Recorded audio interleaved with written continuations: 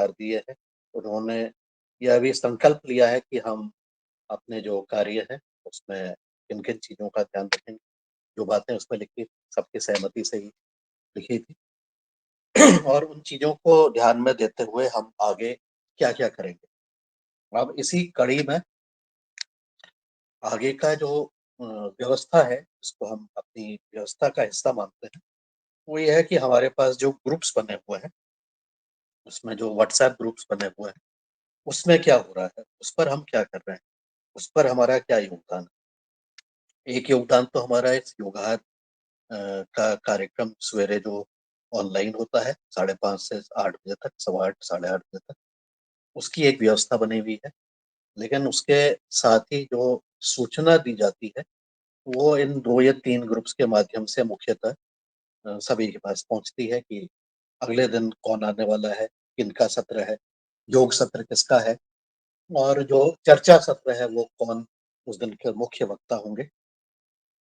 तो इस बात पर जब चर्चा हमारी हो रही थी, तो एक ऐसे ही विचार आया था कि हम हमारे साथ जो लोग बहुत सारे लोग जुड़े इस 3 वर्षों में और आज भी नए व्यक्ति भी जुड़ रहे हैं। लेकिन कई सारे हमारे साथी ऐसे रहे कि जो कि कुछ समय बड़े एक्टिव रहे, लेकिन कुछ समय बाद की एक्टिविटी किसी कारणवश छूट गई और फिर वो नियमित रूप से नहीं जुड़ पाए। जो भी कारण है, वो कारणों पर हम नहीं जा रहे हैं और उनकी गतिविधि न केवल मॉर्निंग क्लास में भी नहीं रही और उनकी गतिविधि ग्रुप्स में किसी प्रकार का योगदान करने की भी नहीं रही। ऐसा नहीं कि सबने रोज़ योगदान करना है, लेकिन कई महीनों तक या अ, का फिर योगदान भी नहीं हो पाया। ये रहा हमारे 2 ग्रुप्स का जो है गतिविधि। लेकिन हमारे साथ नियमित जुड़ने वाले कई साथी हैं, 25, 20, 25, 30 ऐसे हैं जो नियमित रूप से जुड़ते हैं। वो ग्रुप्स में कोई योगदान उसमें से कई लोग ग्रुप्स में योगदान नहीं भी करते हैं, वो भी ठीक है। लेकिन नियमित जुड़ कर के नियमित रूप से वो चर्चा में भी शामिल होते हैं और चर्चा में शामिल होने के बाद उसमें अपना जहाँ पर योगदान होता है, वो अपना योगदान भी। तो इस विषय पर जब बातचीत हुई कि हमें अब क्या करना चाहिए, जो लोग हमारे साथ उदाहरण के लिए 1 वर्ष या उससे अधिक से ज़्यादा हमारे साथ ग्रुप्स में हैं और उनका किसी भी प्रकार से इन 2 स्थितियों में ना ग्रुप में कोई पोस्ट है और ना ही मॉर्निंग सेशन में सहभागिता है। तो क्या ऐसे लोगों को इस ग्रुप से हटा देना चाहिए? एक प्रश्न ये था। दूसरा प्रश्न ये था कि जो हमारे ग्रुप्स में कुछ लोग बहुत एक्टिव हैं और कुछ अपने उत्पादों की मार्केटिंग के लिए भी काफ़ी ज़्यादा उत्साहित होकर के समय-समय पर पोस्ट डालते रहते हैं या अपने कार्यक्रमों के बारे में बताते हैं और अपने लिंक भी भेजते रहते हैं। और अगर वो लिंक हमारे कार्यक्रम से कॉन्फ्लिक्ट होते हैं, तो क्या ऐसे पोस्टों को भी हमें ऐसे लोगों को भी उनको ज़्यादा हम प्रोत्साहित नहीं करें कि वो कार्यक्रम के साथ जुड़ें और क्या उनको भी इस व्हाट्सएप ग्रुप के माध्यम से हटा देना चाहिए। तो इस विषय पर चर्चा हुई, कुछ लोगों की कुछ के साथ बातचीत हुई और ये निष्कर्ष हुआ कि इस मुद्दे को इस स्थिति को समस्या भी नहीं है, ये स्थिति को हम अपने योगाहार सत्र में भी चर्चा करें और उसके बाद जो भी हमारे विचार आते हैं, उसी के आधार पर हम क्रियान्वित करें। एक विचारधारा ऐसी भी थी, जिसमें कि था कि हम इसमें से लोगों को हटा दें। दूसरी विचारधारा ऐसी थी कि हम ग्रुप्स को ऐसे लोगों को नहीं हटाएँ, उनको करने दें, जो करना चाहें, जो करना है वो उनको जानकारी हम देते रहें, लेकिन अनावश्यक रूप से जानकारी इस ग्रुप में नहीं आए। इसलिए उसमें से एडमिन के जो राइट्स हैं, पोस्ट करने के जो राइट्स हैं, उसको हम वहाँ से उसको हटा दें, तो सब लोग बहुत कुछ पोस्ट नहीं करेंगे, केवल गुणवत्ता युक्त पोस्ट ही कुछ ही लोग करें। और तो एक विचार ये आया। दूसरा विचार ये आया कि इसी क्रम में कि क्यों नहीं ऐसा करें कि हम एक जो नियमित रूप से जो जुड़ने वाले लोग हैं और नियमित का मतलब ये हुआ कि लगातार जिसकी 3 महीने तक जो इस कार्यक्रम में इस सवेरे के कक्षा में जुड़ा है और जुड़ने के बाद उनका योगदान भी रहता है। जैसे कि आज इस ग्रुप में बहुत सारे साथी हैं जो नियमित रूप से जुड़ते हैं। बीच में किसी का ब्रेक हो जाता है, 1 दिन, 2 दिन, 4 दिन, कुछ अलग-अलग समय पर ब्रेक ले लेते हैं, तो उसको हम नहीं मानेंगे। और जो नियमित रूप से जो लोग जुड़े हैं, क्यों नहीं उनका एक नया व्हाट्सएप ग्रुप बना लिया जाए और उसमें वहाँ पर फिर हम बातचीत करें और उस ग्रुप में केवल उन्हीं लोगों को एंट्री मिले जो कि नियमित रूप से कम एक्टिवली पार्टिसिपेट करें। और एक्टिवली पार्टिसिपेट करने के साथ-साथ वो कम से कम 3 महीने तक लगातार एक इस कक्षा में भी जुड़े हैं और उनकी सहभागिता इतनी महत्वपूर्ण है कि उनको इस कोर ग्रुप का हिस्सा बना दिया जाए। तो इसी क्रम में एक नए शब्द का भी इजाद हुआ और वो था कि हमारे जो साथी नियमित रूप से जुड़ते हैं, नियमित रूप से अपनी चर्चा में हिस्सा लेते हैं, बाकी लोगों को भी प्रेरित करते हैं। तो ऐसे लोगों के साथ हम ऐसी चर्चा जो है, ऐसे सभी साथी इस कोर ग्रुप के साथी अ, हम महीने में या जो भी अंतराल होता है 15 दिन में, 1 महीने में, 2 महीने में, एक जो भी नए व्यक्ति ग्रुप में आने के लिए इच्छुक होते हैं या उनकी एक इच्छा होती है कि वो भी इस कोर ग्रुप का हिस्सा बने या हमारे कोर ग्रुप के किसी सदस्य की इच्छा है कि उनको भी इसमें सम्मिलित किया जाए, तो हम सबको वैसे ही सम्मिलित नहीं करेंगे जैसे आज तक के करते आ रहे हैं। उसको करने का एक तरीका यह भी हो सकता है कि हमारे 20, 25, 30 लोग जो इस ग्रुप का हिस्सा बने, वो किसी 1, 2, 3 ये जो भी लोग हैं, उनका नाम का प्रस्तावित करें, उनके उनका परिचय दें सॉरी। और जो लोग जुड़ना चाहते हैं और जो एक्टिवली पार्टिसिपेट करना चाहते हैं, वो भी अपना परिचय दे करके इस कार्यक्रम में अपनी पहचान बनाते हुए और उसके बारे में सब लोग जानने का प्रयास करें। तो ऐसे कुछ विचार निकल के आए।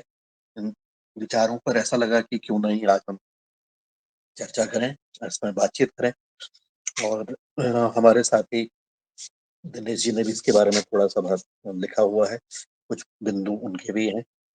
मैं आज उनसे भी अनुरोध करूँगा कि वो भी अपने जो उन्होंने विचार दिए हुए थे, कि वो अपने विचारों को दें और इसके साथ ही जो अ,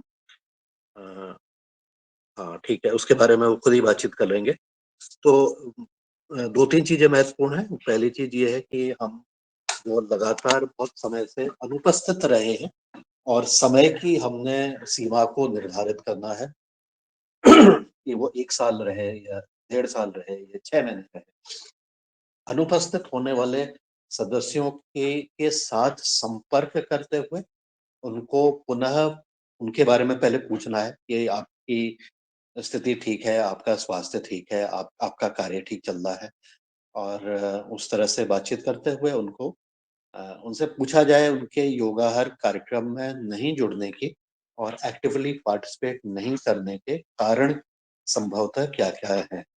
हो सकता है उसमें से कुछ कारण हमें मालूम नहीं हो और हम उसको ऐसे ही सोच रहे हैं कि वो नहीं जुड़ रहे हैं।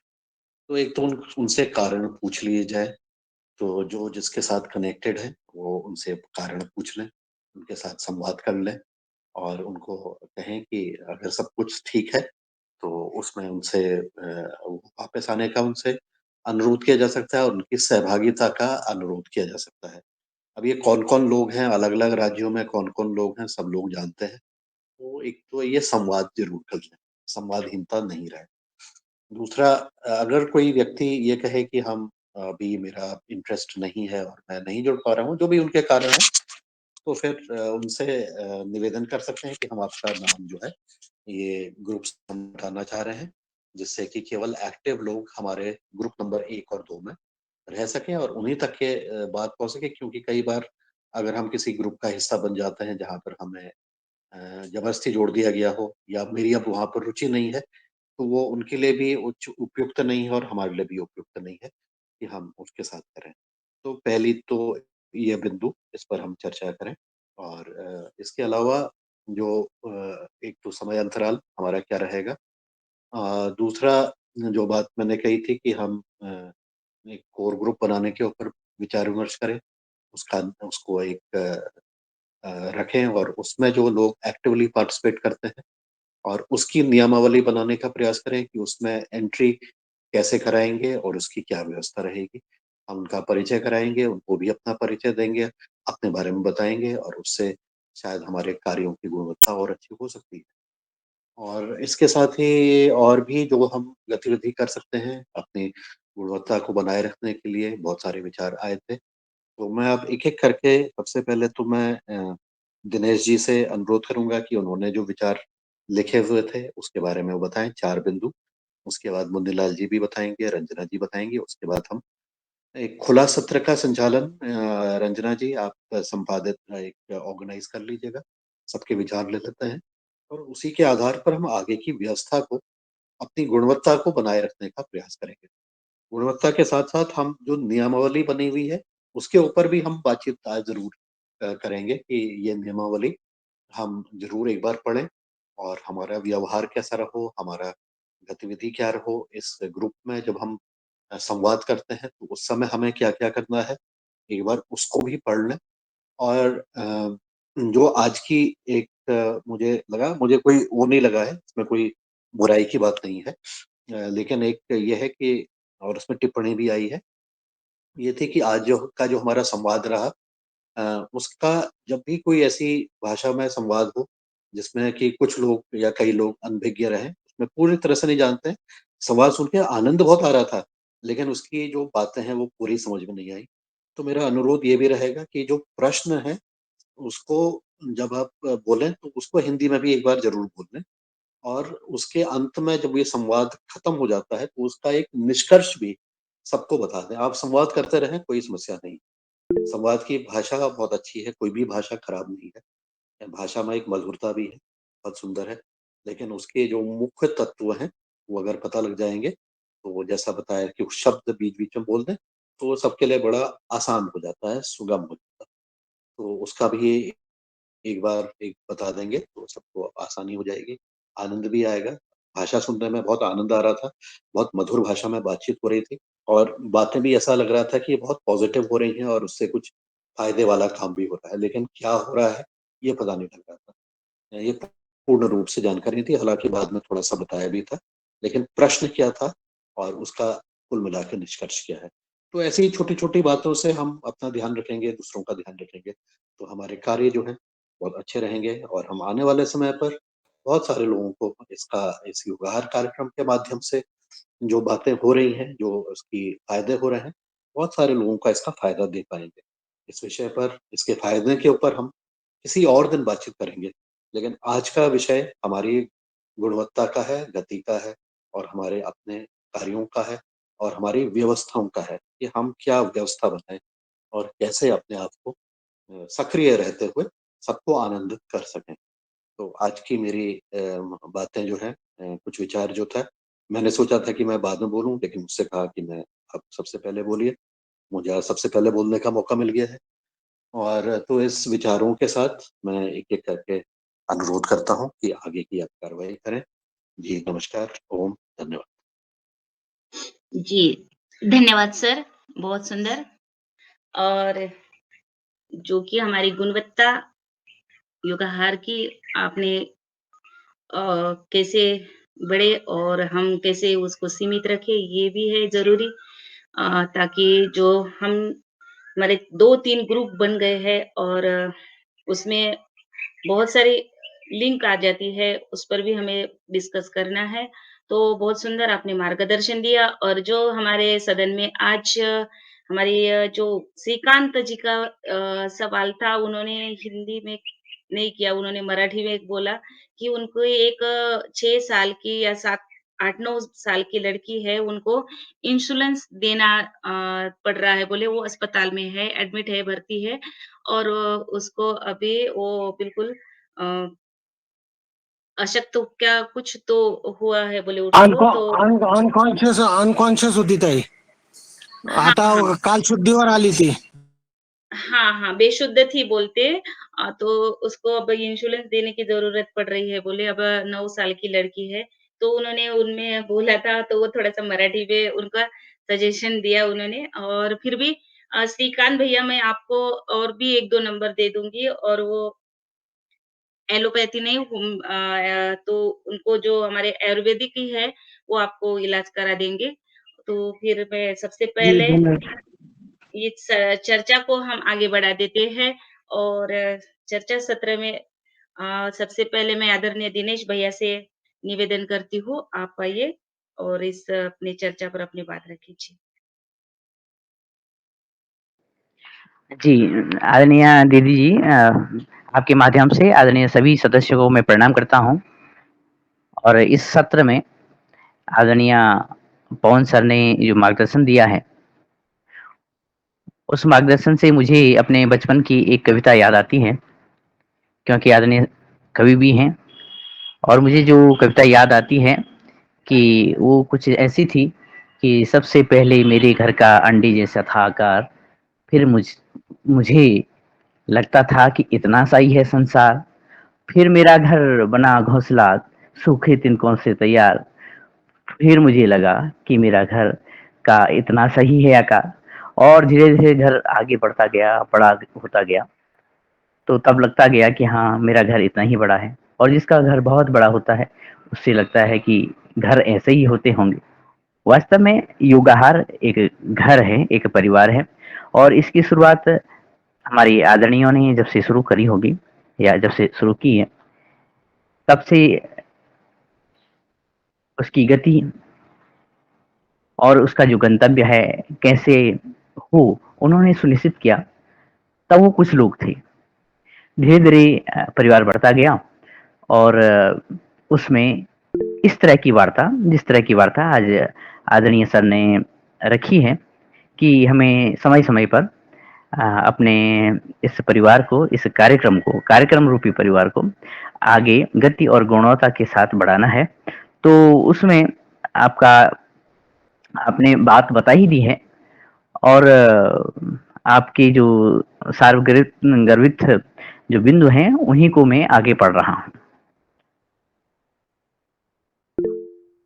और इससे पहले हमने कुछ समय पहले योगाहार की जो नियमावली की कैसे हमारे नियम हों, कैसे आचार व्यवहार हो, उसकी तरफ भी आपने इंगित किया है और एक बात रखी है कि हमारी जो भाषा है, शैली है, उसमें माधुर्यता होती है। हाँ, ये है कि अगर हम एक ही कभी-कभी लगता है कि हम समझ नहीं पा रहे हैं, तो उत्सुकता रहती है कि क्या हुआ होगा, क्या कहा होगा और सभी के लिए फ़ायदेमंद हो, ये बात भी आपने रखी है। खैर, हम आगे बढ़ते हैं और जो बिंदु हमारे आदरणीय सदस्यों के लिए, योगाहार परिवार के लिए कहे गए हैं, मैं उनका संक्षिप्त रूप में विस्तार करता हूँ और वो बिंदु हैं, क्योंकि हमारे पास 2 ग्रुप हैं योगाहार के और उसमें अलग-अलग हमारे आदरणीय सदस्य उपस्थित रहते हैं। बहुत सारे सदस्य एक्टिव रहते हैं। कुछ सदस्य इस रूप में एक्टिव रहते हैं कि वो योगाहार संबंधी और उससे मिली-जुली खबरें या सूचनाएँ या चित्र प्रस्तुत करते हैं। कुछ बंधु अपने कार्यक्रमों, जो अपने निजी कार्यक्रम हैं या कहें कि योगाहार से संबंधित कार्यक्रम या इन्फॉर्मेशन या सूचनाएँ नहीं होती हैं, उनको प्रेषित करते हैं। अब बात ये है कि ये प्रेषण का या सूचना का जो प्रवाह है, सूचना आदान-प्रदान करने की बात तो है, लेकिन फिर हमारे आदरणीय सदस्यों की जो सक्रियता है, उसी के आधार पर हमारी योगाहार परिवार का जो घर रूपी संसार है, वो आगे बढ़ रहा है और जो सक्रियता आदरणीय सदस्य इसमें पेश करते हैं, उसी के आधार पर हम आगे बढ़ते हैं। फिर ये बात होती है कि आगे और अच्छा कैसे किया जाए, तो तब ये बात सामने आती है जो समय-समय पर आप सभी आदरणीय सदस्यों के द्वारा ही कही गई है और उन्हीं को बिंदुवार 2-3 बिंदुओं में रखा गया है कि जो कार्यक्रम की जो निरंतर उपस्थिति होती है कार्यक्रम में आदरणीय सदस्यों की, लेकिन साथ में बहुत सारे सदस्य हैं जो 1 साल, 1.5 साल या उससे अधिक समय से भी अपनी उपस्थिति नहीं दे पा रहे हैं, किन्हीं कारणों से। और उनके पास वैसे जो बहुमूल्य अनुभव हैं, अगर उन अनुभवों का समय-समय पर वाचन किया जाए, प्रस्तुत किया जाए इस ग्रुप में, तो सभी के लिए और भी सुगमता रहेगी समझने की भी और कार्य करने की।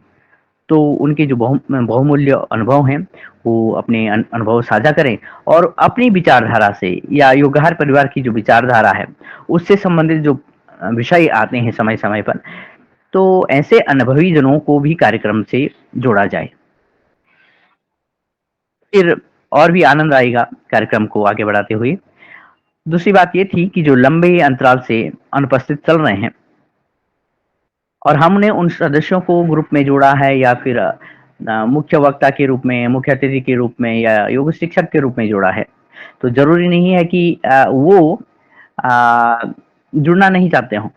हो सकता है उनकी परिस्थिति ऐसी हो कि वो जुड़ नहीं पा रहे हों या कुछ बहुत सारी घटनाएँ ऐसी हो जाती हैं, जो कि हम समझ नहीं पा रहे हों। तो हम एक-दूसरे को फ़ोन करके, उनकी सुध लेकर के उनसे पूछें और उनकी उपस्थिति फिर से सुनिश्चित करें कि योगाहार कार्यक्रम में लगातार, निरंतर और यथासंभव जुड़ सकें, अपने समय के अनुसार जुड़ सकें, तो बहुत अच्छा रहेगा। तीसरा बिंदु जो है, वो वही जो हमने पहले भी कहा है और आदरणीय पवन सर ने भी कहा है कि हमारे पास ग्रुप 1 और ग्रुप 2 ग्रुप हैं व्हाट्सएप के और उसमें योगाहार के आदरणीय सदस्य हैं। तो वो जो विषय है, जो सामग्री है, जो सूचना है, वो योगहार से संबंधित हों और उसको प्रेषित करें, तो बहुत अच्छा रहेगा। और अपनी साथ में एक सदस्य ने अगर टिप्पणी कर दी है, तो दूसरे सदस्य उस पे सकारात्मक टिप्पणी दे सकते हैं, रख सकते हैं। इससे ये होगा कि अन्य सदस्य भी उत्सुकता उनकी बढ़ेगी और शायद वो इन्फॉर्मेशन, वो जो ज्ञान है, वो ज़्यादा लोगों तक पहुँचाना हो तो अलग-अलग ग्रुप में भी, अपने-अपने ग्रुप में भी उस सूचना संचार को पेश कर सकते हैं, सूचना को पेश कर सकते हैं। और जो चौथी बात है, वो चौथी बात ये है कि जो हमने कुछ समय पहले योगाहार की नियमावली पढ़ी है, जो समय को लेकर थी, जो भाषा और व्यवहार को लेकर थी, वो निश्चित ही बहुत अच्छी भाषा, व्यवहार इस योगाहार परिवार के साथ आगे बढ़ रही है। लेकिन उस नियमावली को भी हम समय-समय पर निहारें, देखें, उसको उपयोग में लाएँ और जहाँ लगता हो कि हम थोड़ा ट्रैक से भटक रहे हों, तो पुनः हम उस योगाहार जो नियमावली है, उसकी तरफ उसके साथ आगे बढ़ें।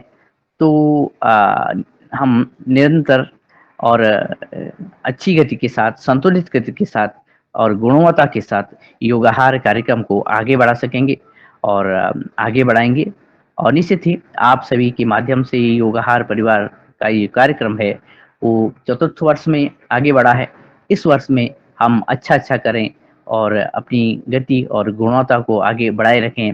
आपके अनुभव हम बार-बार सुनें और आपसे संबंधित बहुत सारे ऐसे लोग हैं, जिनके पास बहुत ही महत्व के अनुभव हैं, उनको हम योगाहार परिवार में साझा करें। क्योंकि हम एक चीज़ अगर एक अच्छी चीज़ साझा करते हैं, उसका प्रसार करते हैं, तो बड़ा ही अच्छा रहता है। और कल या परसों आदरणीय पवन सर कह रहे थे एक टिप्पणी में, तो मैं उस टिप्पणी के साथ ये जोड़ना चाहता हूँ कि उनका कहना था कि जैसे हम योगाहार परिवार के सदस्य हैं, वो एक ग्रुप एक साथ हम अलग अनुभव हम साझा कर रहे हैं। तो इन अच्छे-अच्छे अनुभवों को जो अगर हम दूसरे ग्रुप से जुड़े हुए हैं, दूसरी जगह से जुड़े हुए हैं या फिर दूसरे सदस्यों के साथ जुड़े हुए हैं, तो इन प्रैक्टिसेस को और इन अनुभवों को हम आगे अपने माध्यम से भी बढ़ा सकते हैं। ठीक उसी तरह से जैसे कि एक बार नानक जी ने अपने शिष्य एक शायद बाला और मर्दाना के साथ वो गाँव में गए थे, तो एक गाँव में उनकी बहुत अच्छी आवा-भगत हुई, तो उन्होंने कहा कि इस गाँव के लोग सब इधर-उधर बिखर जाएँ और एक गाँव में लोगों ने उनको पूछा नहीं, तो उन्होंने कहा कि इस गाँव के लोग यहीं रह जाएँ। तो बाला और मर्दाना ने कहा कि आपने जिस गाँव में अच्छी सेवा भाव रखी गई है आपके लिए, उस लोगों को कहा इधर-उधर बिखर जाएँ। तो उन्होंने कहा कि मैंने इसलिए कहा कि इस गाँव के अच्छे लोग, अच्छे गुणों, अच्छे अनुभवों के साथ-साथ अगर अलग-अलग जगह पे जाते हैं, तो सब जगह अच्छा-अच्छा होगा, अच्छी सूचनाएँ और अच्छे कार्य होंगे।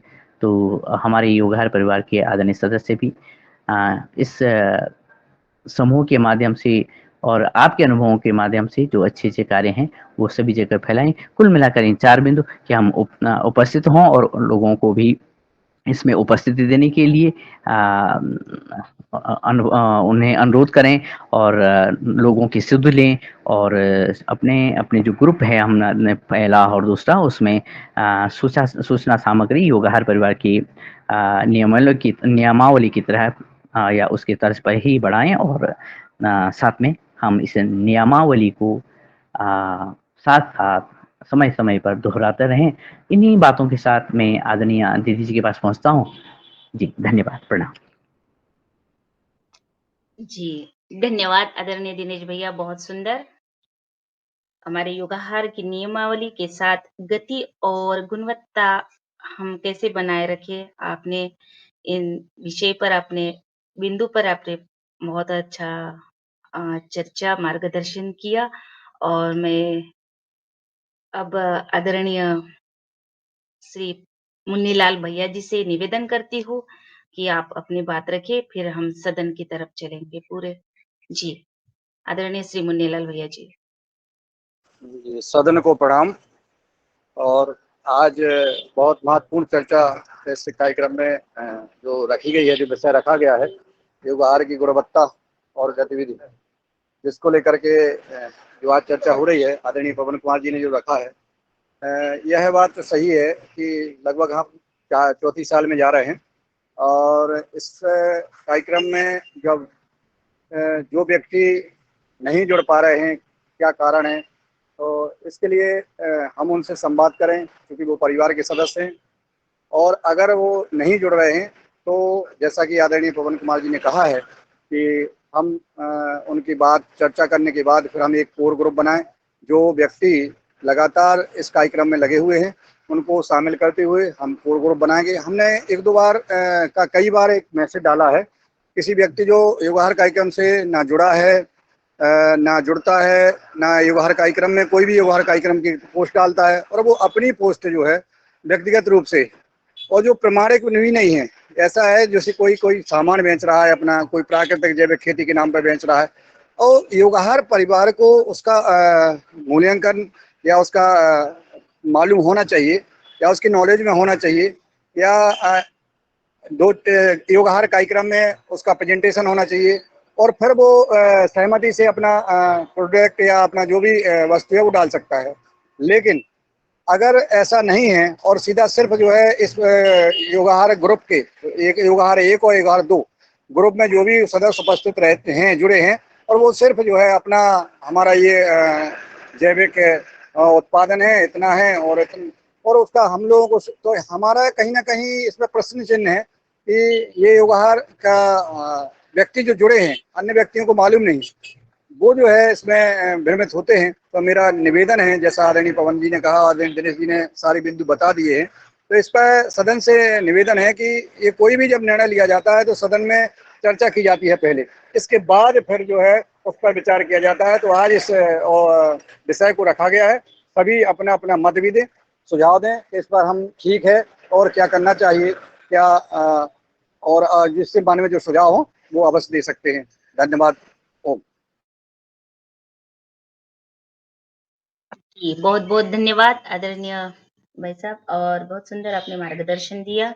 जैसे कि हमारा ये योगाहार परिवार एक घड़े की तरह है और उसको जो एक कहानी भी है एक कौवे की, जो उसको प्यास लगती थी और उसको पानी पीना था और पानी था तो बिल्कुल नीचे गया था और उसने एक युक्ति की कि उसको एक पत्थर उसपे डाला तो उसका जो घड़े का पानी है वो ऊपर आने लगा।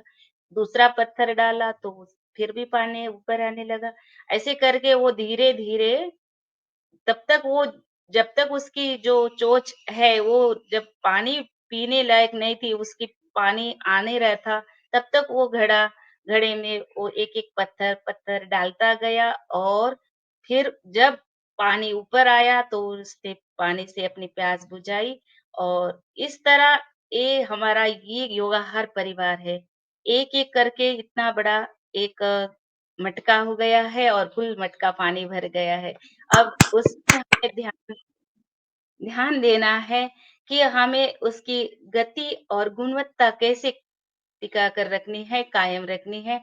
तो हम इन विषय पर आज चर्चा करेंगे और कि जो योगाहार में 2 ग्रुप बनाए हैं और 2 ग्रुप में एक मुझे लगता है कि एक ग्रुप जब एक हम ग्रुप बनाए और उसमें हमारे निरंतरता से जुड़े रहे हैं योग साधक और हमारे सभी भाई, तो उनका एक हम ग्रुप बनाएँगे और उनके लिए एक लिंक उसमें चली जाएगी और दूसरा जो ग्रुप है वो बाकी उसमें अ, जो सोशल कोई अपने-अपने ऐड डाल देते हैं, तो उसमें हम बाकी जिनको भी जो भी हमारे योगाहार क्लास में अभी तक योग शिक्षक है, कोई वक्ता के रूप में आए हैं, उनको हम स्पेशली उनको उस ग्रुप में जॉइन करेंगे और भी अपर अपने सदन में किसी भाई-बहन के कोई और भी सुझाव है, तो हम उनको सबसे लेंगे।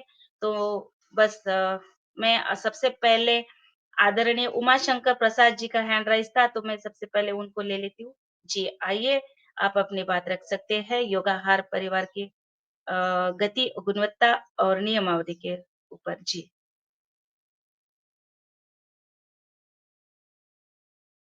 जी, आदरणीय उमाशंकर प्रसाद जी।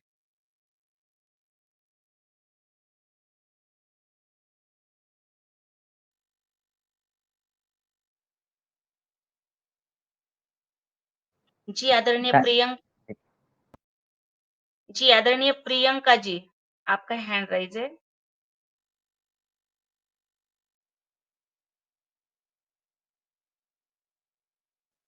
चलिए, उनका हैंड राइज़ हुआ है, कोई बात नहीं। मैं आगे आदरणीय श्री भुवनेश्वर राय जी से निवेदन करती हूँ। जी। धन्यवाद आदरणीय बहन जी। बहुत अच्छा कार्यक्रम चल रहा है और इस योगाहार परिवार में आगे कैसे इसकी गुणवत्ता और नियम कानून बना रहे, इसके बारे में चर्चा चल रहा है। जहाँ तक मुझे लगा कि जो आप सभी लोगों ने, जो आदरणीय पवन सर और दिनेश जी, आदरणीय मुनीलाल जी, आपने जो सुझाव रखे हैं बिल्कुल सही है। कोई भी कार्यक्रम करने के लिए थोड़ा सा जो लोग आगे रहते हैं उनको थोड़ा एक्टिविटीज ज़्यादा करनी पड़ती है और मुझे लगता है कि जितने आप लोग हैं सब लोग बहुत कायदे से सबसे संपर्क करके और ये कार्यक्रम चल रहा है। इस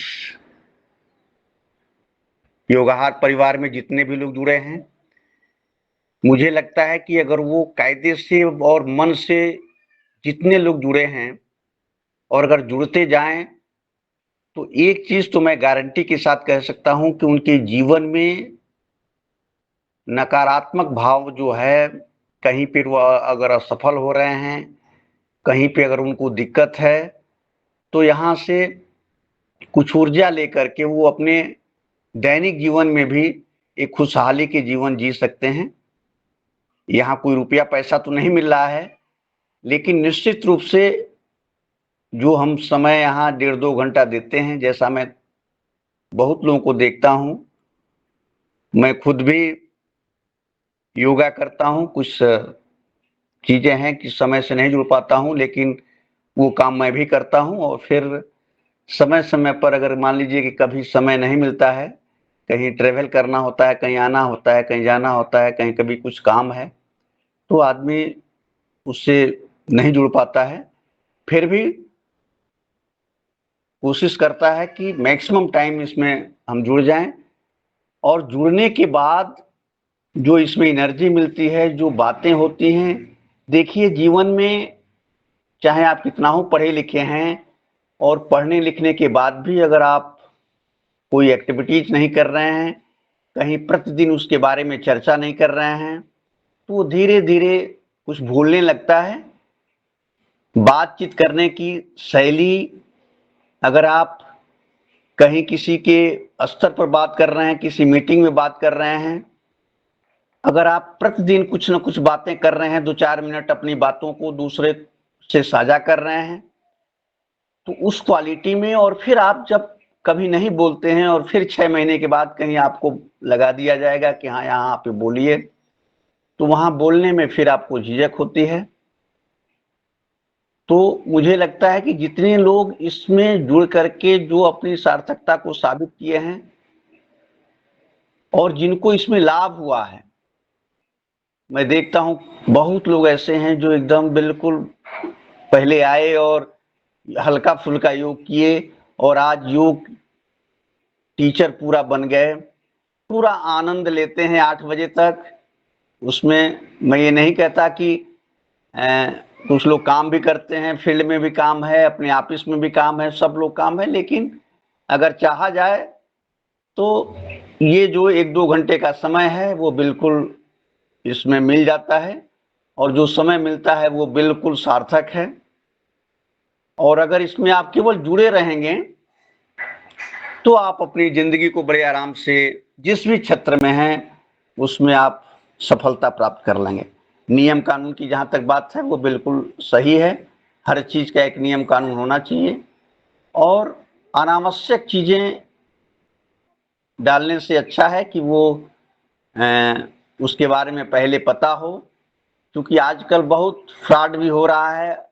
हम ये नहीं कह रहे हैं कि इसमें जो लोग ग्रुप में कुछ डालते हैं तो वो फ्रॉड करते हैं, लेकिन जैसा कि आदरणीय मुनीलाल जी ने बताया कि अगर आपको कुछ चीज इस पोस्ट में डालना है, कुछ बिक्री के लिए ही डालना है, वो इसीलिए है, ठीक है, हम सारे लोग इसीलिए हैं कि आपके सहयोग करें, लेकिन उसके पहले आप कौन हैं, कैसे हैं, आपका प्रोडक्ट क्या है, आपका प्रोडक्ट किस तरह से आप उसको पैदा कर रहे हैं, इस चीज को पहले आप इस योगाहार परिवार में बतावें, सबको ये विश्वास दिलावें कि जो मैं काम कर रहा हूं वो बिल्कुल सही है, और उसके बाद सबसे सहयोग की अपेक्षा करें कि हमको ये जरूरत है अब इसमें, आप सब लोग अपने अपने स्तर से मुझे सहयोग दें ताकि मैं अपने इस कार्यक्रम को और आगे बढ़ा सकूं। तो मुझे नहीं लगता कि इसमें कोई दिक्कत है, और सब लोग सहयोग भी देंगे, और हर तरह के हर क्षेत्र के लोग हैं इसमें, कृषि विज्ञान के केंद्र के साइंटिस्ट से लेकर के, और समय समय पर बड़े बड़े अच्छे अच्छे विद्वान जुड़ते रहते हैं, हर क्षेत्र के अधिकारी जुड़ते रहते हैं, उनसे भी संपर्क होता रहता है। तो इसी तरह से इस काम को आगे बढ़ाया जा सकता है। मैं अपनी वाणी को यहीं पे विराम देते हुए आप सभी लोगों को एक बार बहुत बहुत अभिनंदन करते हुए मैं अपनी वाणी को विराम देता हूं। धन्यवाद। जी। जी, आदरणीय भुवनेश्वर राय जी, बहुत सुंदर, धन्यवाद। आपने एक सुंदर बात कही, बिना खर्च किए ध्यान ज्ञान का भंडार है हमारा योगाहार।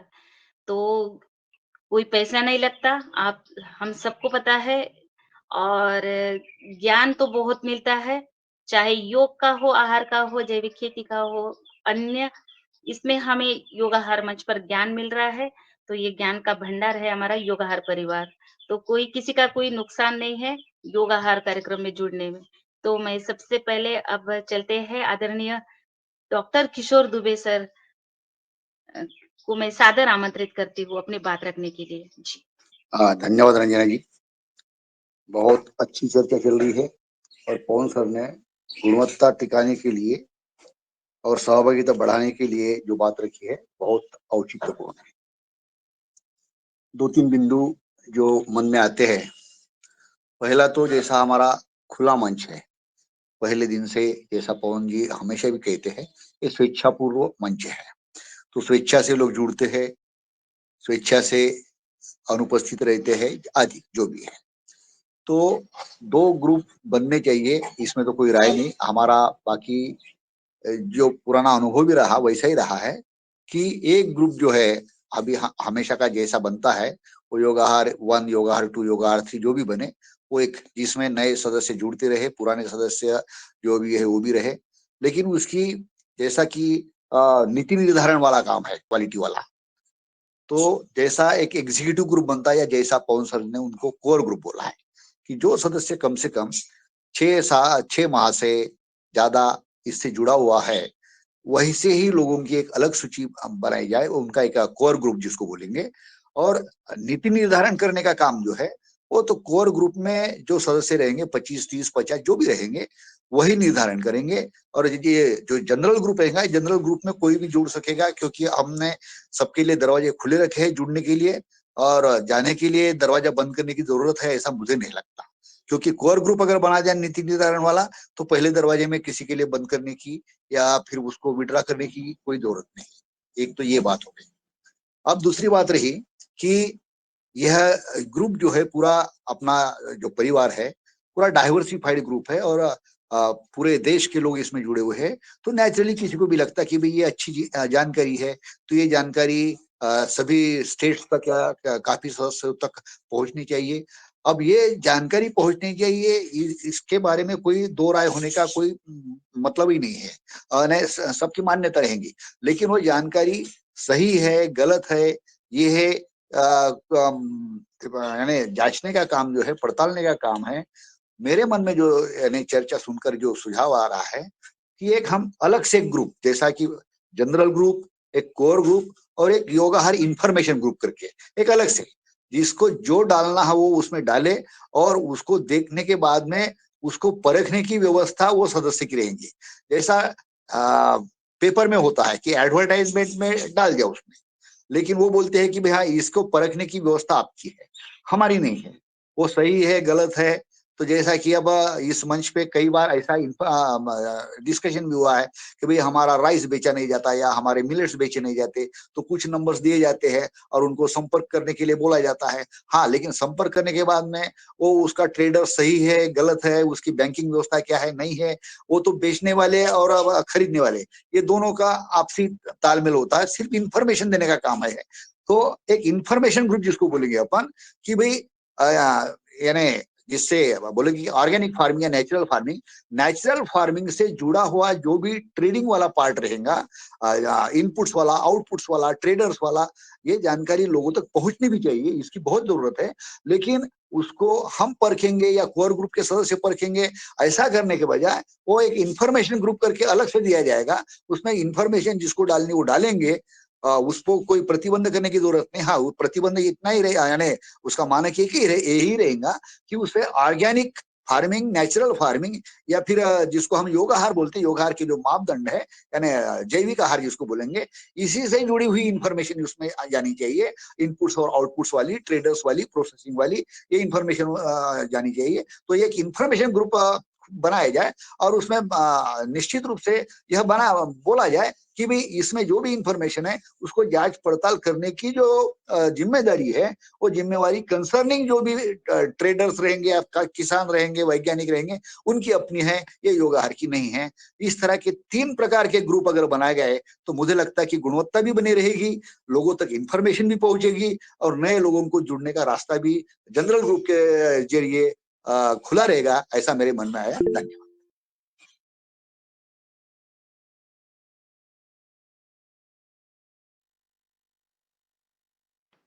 जी, धन्यवाद आदरणीय डॉक्टर किशोर दुबे जी। आपने अपना सुझाव दिया और मैं आपके सुझाव पर मैं आदरणीय पवन कुमार जी का टिप्पणी लूँगा, जो आपने 3 ग्रुप के लिए बात कही है। तो आदरणीय पवन कुमार जी, आदरणीय दिनेश जी।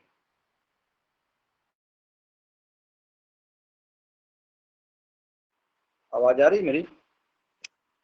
जी, जी, जी, आवाज आ रही है, बिल्कुल। बहुत सुंदर विचार। मुझे लगता है कि जो परखने वाली जो बात कही है डॉक्टर दुबे ने, ये बहुत महत्वपूर्ण है कि हम परखें और परखने का जो कार्य है उसकी एक व्यवस्था बनाएं। ये कुछ गतिविधियां ऐसी हैं जो मुझे लगता है कि हमारा जो कोर ग्रुप के सदस्य हैं और जो इस तरह की वार्तालाप करने के लिए इच्छुक होंगे, उनके साथ हम इस योगाहार कार्यक्रम के अलावा भी समय निकाल करके करने का प्रयास करेंगे। हो सकता है शाम के टाइम पर करें। और तो एक उद्देश्य इसका ये भी हो सकता है कि परखने की क्या प्रक्रिया हो, उसकी क्या व्यवस्था हो। उसके बारे में मैंने कुछ सोचा है। मैंने अभी कुछ दिन पहले कुछ डेटा भी मंगवाया था। उस डेटा को देखने के बाद मैंने कुछ और चीज़ों पर विचार विमर्श किया है। कि हमारी व्यवस्था इतनी डेमोक्रेटिक रहे, इतनी ज़्यादा उसमें पारदर्शिता रहे कि उसको सभी लोग उसका उपयोग कर सकें और अपनी जो परखने वाली जो चीज़ है, उसमें किसी प्रकार का संशय नहीं रहे। इस विषय पर मैं अलग से बातचीत करूँगा और लेकिन आज का हमारा जो उद्देश्य है, उसको हम अपने आप को पुनः केंद्रित करते हुए हम ऐसी व्यवस्था बनाने की बातचीत कर रहे हैं, जहाँ पर हमारे जो नियमित जुड़ने वाले सदस्य हैं और उनका एक अलग से ग्रुप बने। तो ये तो बात में सहमति हुई है, लेकिन इसमें जुड़ने वाले जो सदस्य हैं, इनका जब ये अलग ग्रुप बनेगा तो इसमें दायित्व कुछ और बढ़ जाएगा। जैसा मैंने अभी सुझाव दिया है कि हम योगाहार के अलावा भी थोड़ा-सा समय निकाल कर के कुछ महत्वपूर्ण बिंदुओं पर हम चर्चा ज़रूर करें। वो हो सकता है कि शाम के टाइम पर करें या हो सकता है इसी योगाहार समूह में भी इसकी चर्चा सबके साथ हो जाए। तो इस विषय पर मैं जैसा मैं कह रहा हूँ कि हम बातचीत करेंगे। जो दूसरे वाला ग्रुप है, बनने की प्रस्ताव दिया गया है, उसको परखने वाला जो ग्रुप है, वो इसी चर्चाओं के उपरांत उस पर भी एक फाइनल निर्णय ले लिया जाएगा, ऐसा मेरा विचार है।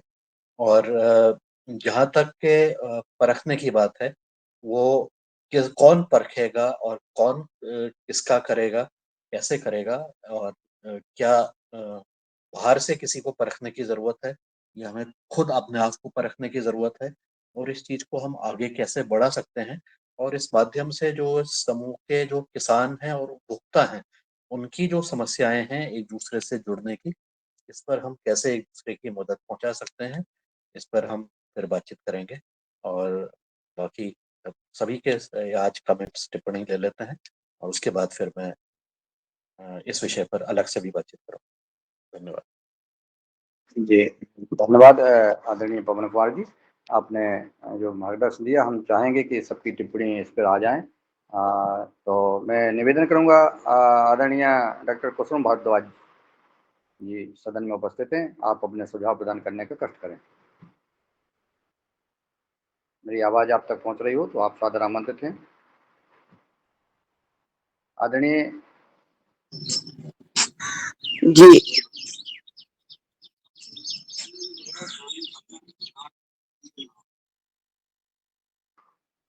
आपकी आवाज़ नहीं आ रही है।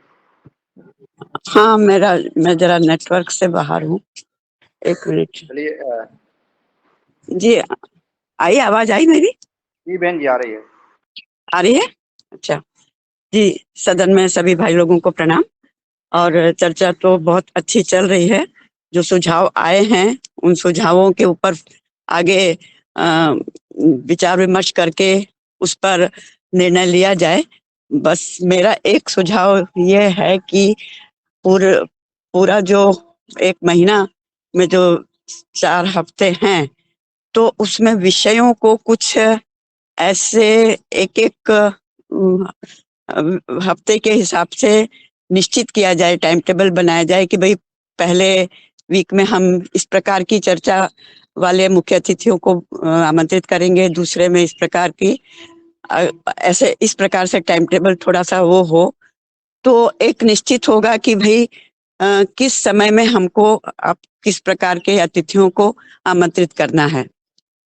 और थोड़े विषय अपने ये सारे विषय तो है ही कृषि से संबंधित, मेडिकल से, चिकित्सा से संबंधित और भी अन्य कुछ और भी विषयों को इसमें जोड़ा जाए, जैसे आध्यात्मिक कुछ विषयों को लेकर वो भी जरूरी नहीं कि रेगुलर वो हो, परंतु महीने में 1 बार या 2 बार कुछ अपने जो अभी विषय सब चल रहे हैं उससे कुछ अतिरिक्त विषय भी जोड़े जाएं।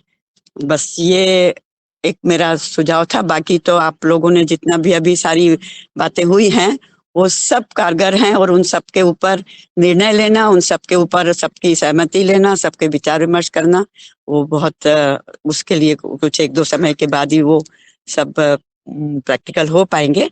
और बस इतना ही कह के मैं अपनी वाणी को विराम देती हूँ। और सभी लोगों के विचार जो अभी ग्रुप के विषय में भी और ये जो एडवर्टीजमेंट के जो मुनीलाल भाई साहब का जो हमेशा रहता है वो बिल्कुल सही है, क्योंकि जो एड्स आ रहे हैं उसमें प्रमाणीकरण होना जरूरी है, क्योंकि आवश्यक नहीं है कि जो कह रहा है कि हम ये ऑर्गेनिक दे रहे हैं वो वास्तव में ऑर्गेनिक है या नहीं है। इसके ऊपर तो इसके प्रमाणीकरण की निश्चितता करना वो भी आवश्यक है, यद्यपि कि उसके लिए फिर कुछ एक जिम्मेदारी हो जाएगी हमारे ही ग्रुप में कुछ कृषक लोगों की, और जो कर रहे हैं कार्य आगे रह के, तो वो भी निश्चित किया जाए कि किस प्रकार से उसको ग्रुप में बांटे कि भाई किस जो भी प्रमाणीकरण लेना है अगर किसी के लिए तो किनके द्वारा लिया जाए, किस विधि से लिया जाए, और उन लोगों से पूरी चर्चा अलग से की जाए इस कार्यक्रम के अतिरिक्त। बस यही मेरे सुझाव हैं। और जी धन्यवाद, बहुत बहुत धन्यवाद।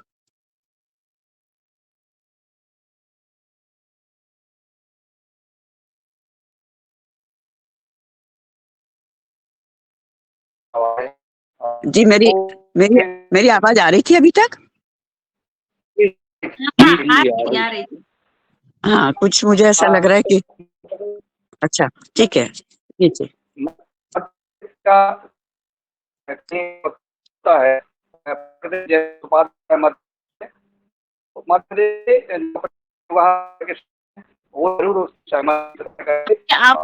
आवाज रही है आदरणीय? आपकी आवाज आ रही है, अब आ रही है, आप बोलिए।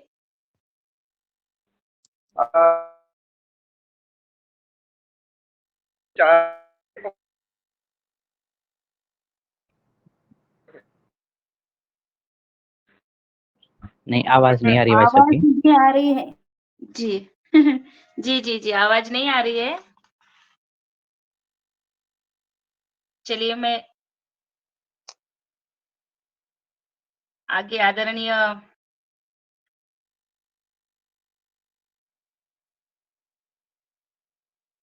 कृष्ण कुमार जी, जी कृष्ण कुमार भैया जी, आपका स्वागत है। आप तक आवाज आ रही है? जी हाँ, जी हाँ, जी बहन आ गई। जी, आप अपनी बात रखिए जी। जी मैं तो जो आप लोग को ग्रुप में निर्णय लिया जा रहा है कि जो रेगुलर जुड़ने वाले हैं उनको एगो कोर कमेटी बनाई जाएगी। समय भी शाम के समय निर्धारित किया जाएगा। इतना ही सुनने के बाद आदरणीय हमारे वैज्ञानिक महोदय भुवनेश्वर जी और दुबे जी का वक्तव्य सुन इसलिए नहीं पाया कि योगासन से जुड़े हुए हमारे एगो जय गुरु देव जी हैं, जय गुरु जी, वो उसने कॉल कर लिया, हम उसमें शामिल हो गए और वो भी एगो गूगल में फॉर्मेट भर दी के बोले कि ये सर्वे करना है अभी जो जैविक खेती कर रहे हैं नहीं कर रहे हैं।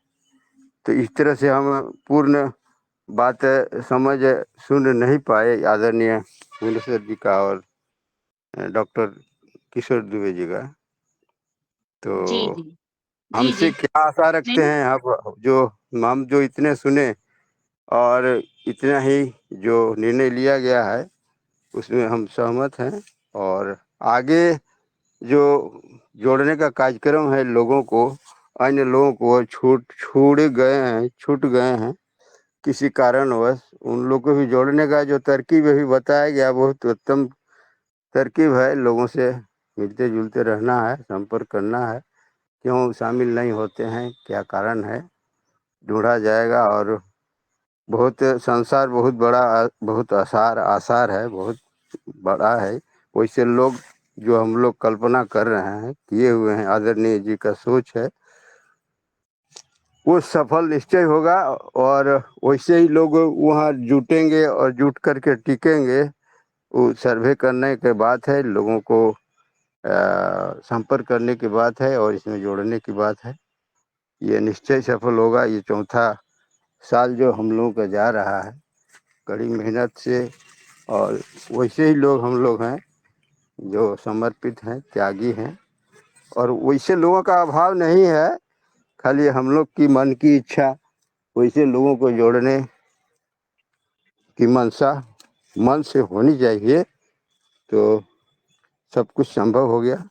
और बाकी तो मैं और क्या कहूँ, आप लोग बहुत सौभाग्यशाली मैं हूँ कि काफ़ी अनुभवी और विदुष लोगों के बीच में मेरा इस योगा का जन्म हो रहा है। इसी तरह से अन्य लोग भी यदि अनुभव करेंगे तो इसमें टिके रहेंगे। बहुत बहुत धन्यवाद। सवेरे जी। का काम जी, बहुत-बहुत धन्यवाद आदरणीय कृष्ण कुमार भैया जी, आपकी सहमति है और आपने अपनी बात रखी। मैं आगे आदरणीय कल्पना कोटले जी, बालाघाट से, मैं आपसे निवेदन करती हूँ कि आज जो हमारा विषय योगाहार कार्यक्रम की नियमावली और गुणवत्ता को हम कैसे रखें कायम, तो कैसे बढ़कर रखें, तो आप उन पर अपनी बात रखें। जी। जी, कल्पना कोटले जी। शायद कल्पना अभी तक में ओम दीदी। दीदी ओम, सदन को प्रणाम, गुरु सत्ता को नमन। दीदी आज का जो विषय है ना, मैं पूरी तरीके से क्योंकि मैं रास्ते में थी तो नहीं समझ पाई, फिर भी जो पवन सर जी को सुना मैंने कि इसकी नियमावली योगाहार प्रोग्राम की, क्योंकि अतिरिक्त भी कुछ पोस्ट वगैरह डाले जाते हैं उसके संबंध में। तो मेरा क्या सदन का जो भी एक विचार जो बन रहा है वो सर्वश्रेष्ठ बन रहा है, क्योंकि अथः योगानुशासनम, योग में अनुशासन होता है। जो भी हम कार्य करते हैं अनुशासन में रह के करते हैं, कोई भी जीवन का मूल्य हो तो बहुत सुव्यवस्थित तरीके से। और इसमें थोड़ा फ्लेक्सिबिलिटी भी चाहिए, तो उसके लिए एक ग्रुप बनाने की जो इच्छाएं चल रही है वो भी सही है, और एक नियमावली जो नियम बनाएंगे उनका एक ग्रुप है वो भी सही है। इसमें मेरा छोटा सा मतलब एक मेरी विचार था मैं कि जैसे समसामयिकी, जैसे वर्तमान में विश्व स्तर पे और देश में समाज में जो चल रहा है उसके ऊपर भी विशेष दिवस जब जब भी आते हैं, क्योंकि ऐसे विषय अचानक से आते हैं कि देश में क्या चल रहा है, सडनली कुछ हो जाता है, तो उसके विषय पर भी अपडेट रखने के लिए अपने आप को, कि हम कृषि के क्षेत्र में तो अपडेट रख रहे हैं, हम योग के क्षेत्र में तो अपडेट रख रहे हैं, लेकिन जो संसार में जैसे स्वामी जी कहते हैं कि सभी दिशाओं से आगे बढ़ना है।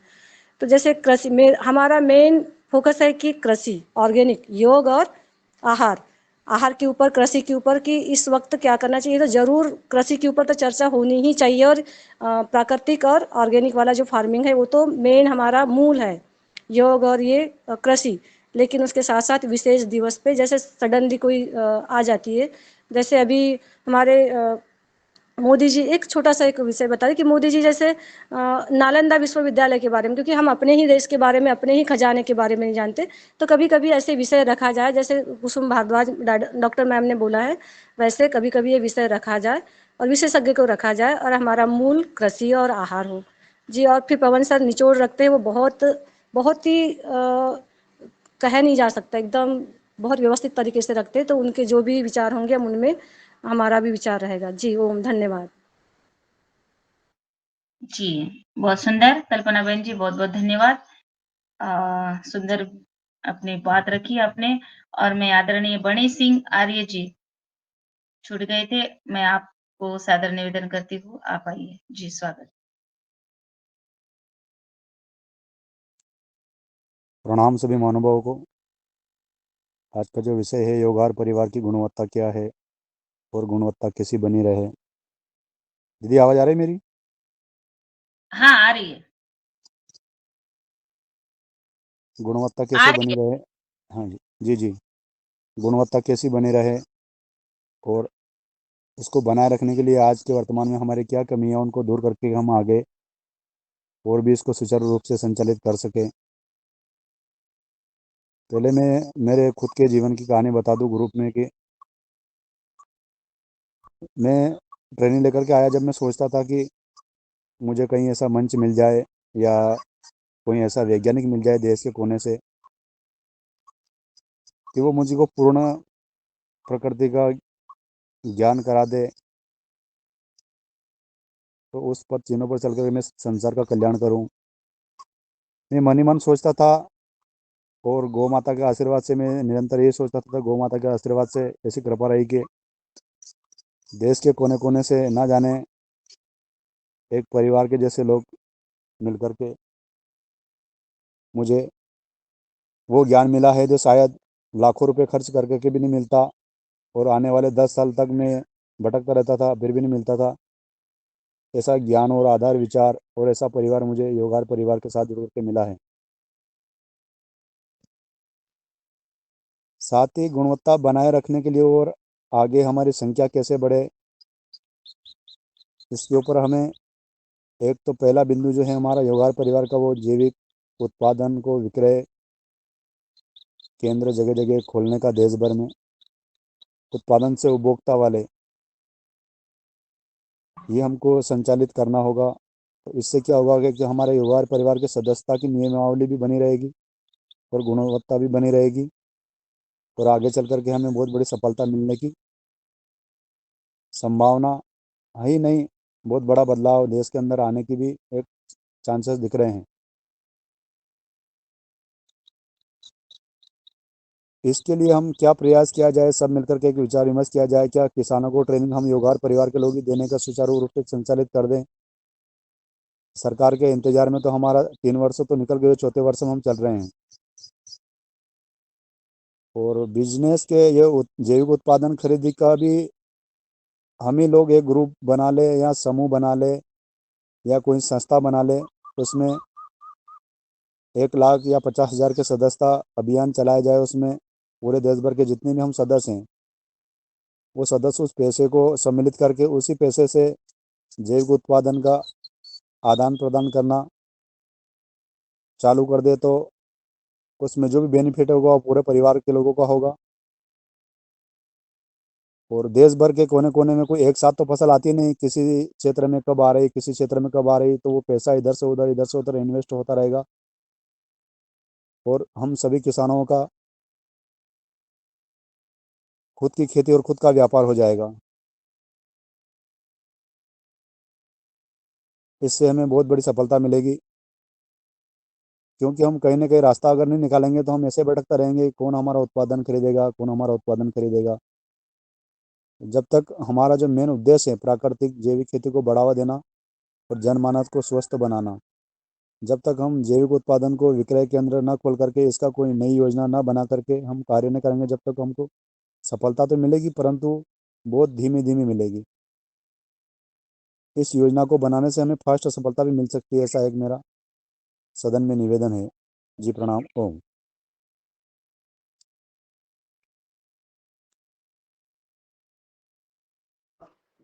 मेरी आवाज आ रही है? जी आ रही। कल इस शेष भाग कल जुड़ेंगे। आज 8 बज गया है, हमें समय का भी ध्यान रखना है। और जो हमारे मुख्य अभी सलाह सुझाव देने वाले सदस्य जो शुरू पहले दिन से ही सदस्य जुड़े हैं, उनके हम कल उनको सुनेंगे और इस विशेष विषय पर चर्चा करेंगे। सबको सादर प्रणाम। ओम। जी, जी, जी।